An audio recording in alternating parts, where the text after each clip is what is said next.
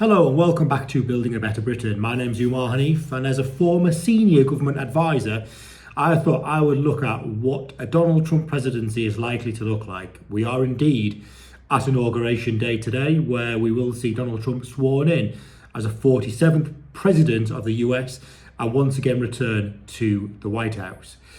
So Donald Trump has been very clear in his disdain for UK government and in particular leadership within the government, and specifically at Sir Keir Starmer, the Prime Minister of the United Kingdom of Great Britain. But what will this actually mean for us as people of the UK, for Europe, for the rest of the world? Well, Trump has always been very clear on an America first sort of philosophy, which is great for US citizens.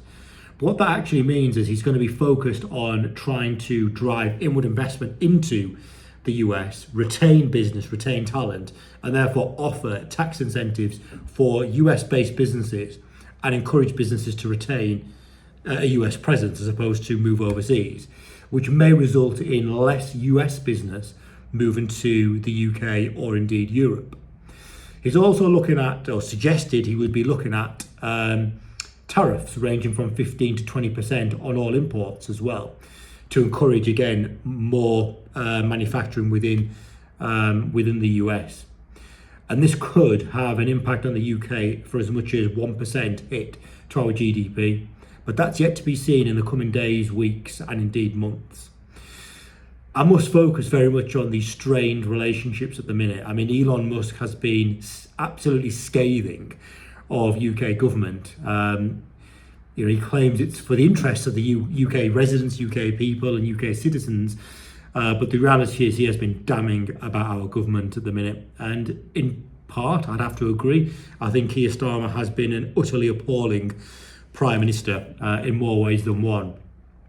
He has virtually gone back on every promise he made, starting with the winter fuel allowance and then moving more recently to national insurance increases for small businesses. But he has absolutely been, without question, the worst Prime Minister in my living memory. So is Elon Musk right to attack him? Who knows?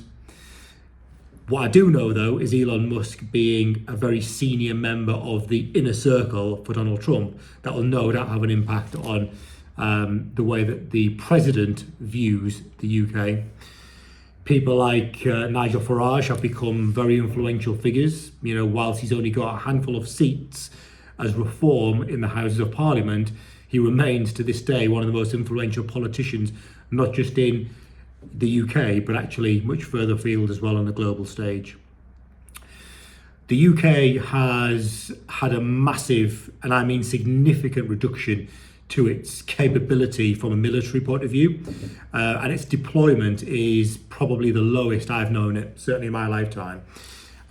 We definitely are no longer a top tier fighting force, which is a shame, and the president has been very clear in saying that he will no longer be the policeman to the world and will not be interfering in worldwide tensions and wars. And whilst that's in one hand a good thing, because we've seen the US interfere an awful lot in the last couple of decades, actually it could be a bad thing as well from a destabilizing point of view. And he's right in some respects that other countries, particularly within Europe, do need to step up, but the reality is that's easier said than done.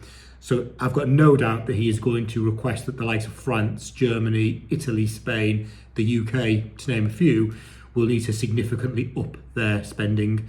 And we will need to up our spending by something equivalent to 5 or 6% of GDP to get our infantry, our defence, to the levels where it needs to be. And that's just not possible at the moment, particularly with issues that we've got around our healthcare, around education and other aspects of our broader economy.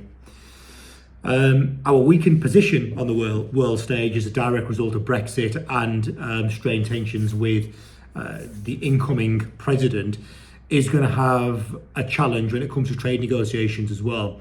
The US and the UK have benefited enormously, both ways, from free trade and the special arrangements and the special relationship, as we've called it for so long. and that's seen a secure favourable effect on very, very key industries. And our reliance on that has been based on the relationships that we've had with between the two governments. But the reality is we don't have that in the same way anymore. And it's really interesting to see how that's going to play out. And people like Nigel Farage, who love him or hate him, he's a very controversial figure. But I do think people like Nigel Farage are going to play a significant role in that relationship. What I haven't particularly liked is we've seen an impact from the likes of Elon Musk and President-elect Trump on our UK national domestic politics over the last 12 months, which hasn't been healthy at all.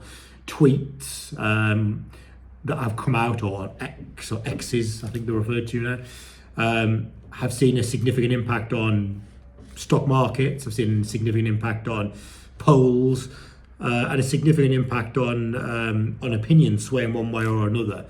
And whilst we're a country of free speech, I sometimes think that people in positions of authority and power, like the individuals I've mentioned, have a level of responsibility, and they need to think long and hard before they come out with some of the very damning comments that they have made over the last few months. And I think once Trump does take office, it'll be interesting to see how that differs, if it indeed does.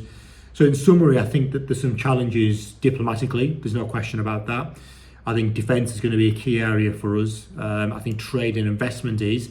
We've secured £60 billion worth of investment alone in the last 4 months, but I do think that could have been higher. Whilst that is record levels of investment, I do think that could have been higher if it wasn't for the rather adverse comments and market effects that we've seen and heard from the likes of Trump, Musk and others. So let's see what happens in the days ahead.